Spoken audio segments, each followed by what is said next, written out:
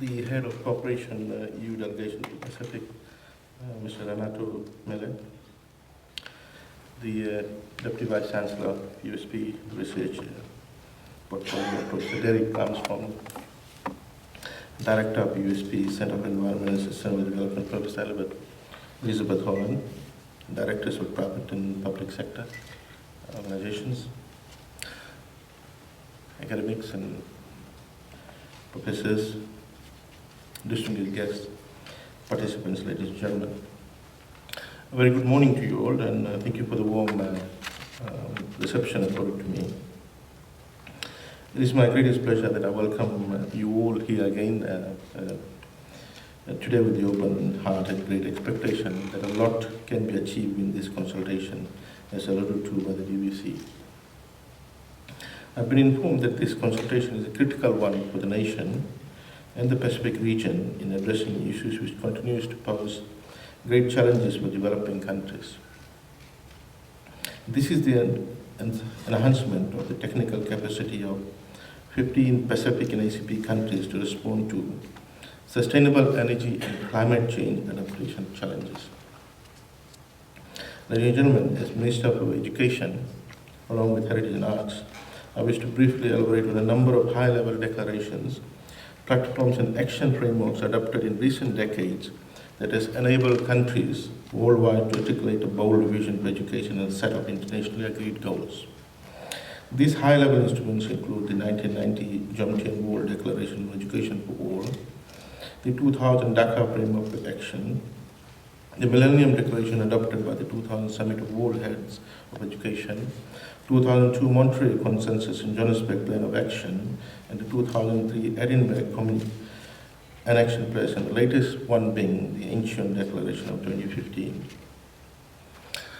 Ladies and gentlemen, all these initiatives were rooted in an acceptance of education as fundamental human right at a time when many children, adults, and marginalized groups did not have access to good quality education. The structure and framework they provide has enabled countries and regional organizations to refocus their policies and priorities for education, at the same time contribute to socio-economic and sustainable development. I'm indeed happy to note that this consultation is about gathering specific inputs from stakeholders on the current status of Tibet education and identifying priority areas on both sustainable energy and climate change adaptation. I'm confident that you will get the opportunity to deliberate on these important issues and arrive at some crossroads to address these challenges that is posing a threat to our community. Ladies and gentlemen, the European Union Pacific Technical and Vocational Education Training on Sustainable Energy and Climate Change Adaptation Project builds on the recognition that energy security and climate change are major issues that are currently hindering the social, environmental, and economic development of Pacific ACP countries. The Pacific region is among the most vulnerable to climate change. Our Pacific Island countries are hardest hit by the adverse effects of climate change, while we have done little to contribute to the cause.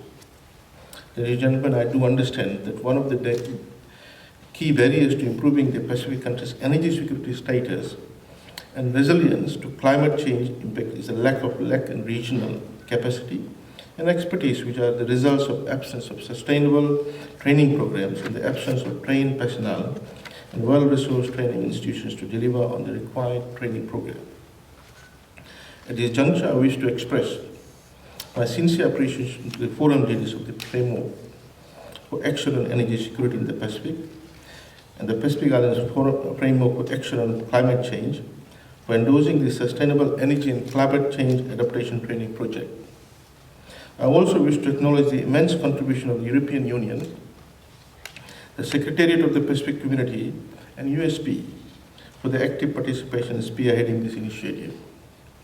Ladies and gentlemen, this three-day workshop will ensure that you devise a workable solution to address this growing issue and contextualize your findings to unlock all potential resources to support this initiative. We have representatives from various sectors here today to voice your concerns, opinions, and recommendations. And this, I'm sure, will boost your stock of knowledge and allow you to make informed decisions in this new endeavor. Ladies and gentlemen, there are a number of other challenges that needs to be taken into consideration while you undertake your deliberations in establishing the unit of Tibet training.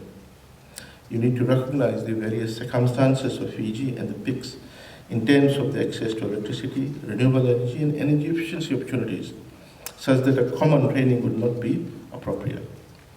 You need to understand that the rank and file have still not understood the cost of unsustainable energy and consumption practice, as well as related climate change issues. Their lifestyle and consumption has not changed much. How do we address this issue? You need to understand that the rapid economic growth quest of PICs and the current model of commercial development are in tangent with environmental protection programs. How do we address this? You need to understand that the legislative problems we have in the PICs, two in particular is we have piecemeal legislations which deal with individual issues of resource use rather than a comprehensive legislation deal with environmental protection.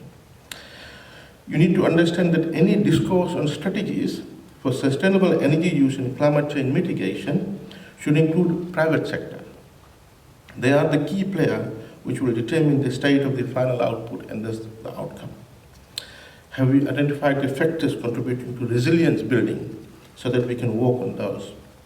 These are some issues and questions that we should mull over while developing a strategy for capacity building, and also some of these issues that our research institutions need to deal with, and also bridge the gap between research and policy, which is quite glaringly evident and absent in the Pacific region. While quite a bit of research has been done, but how this is translated in a form that is more digestible, understandable to policymakers, otherwise part of the value of this is lost. Ladies and gentlemen, having said this, let me now again revert to the skill-based training that is the forte for today's discussion.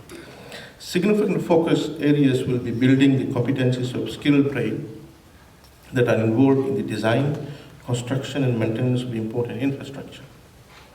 Projected changes to extreme weather events will require changes to the way buildings are designed and constructed.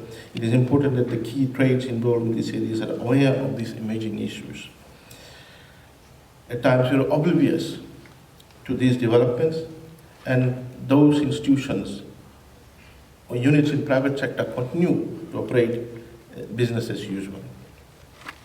This component will integrate climate change into vocational training courses, increase climate relevant knowledge and competency of trainers, and assist in the production of supporting technical guidance documents. Ladies and gentlemen, the Pacific Plans on Education 2008 has proposed an agreement on the expensive regional TVET program for ensuring the portability of technical qualifications.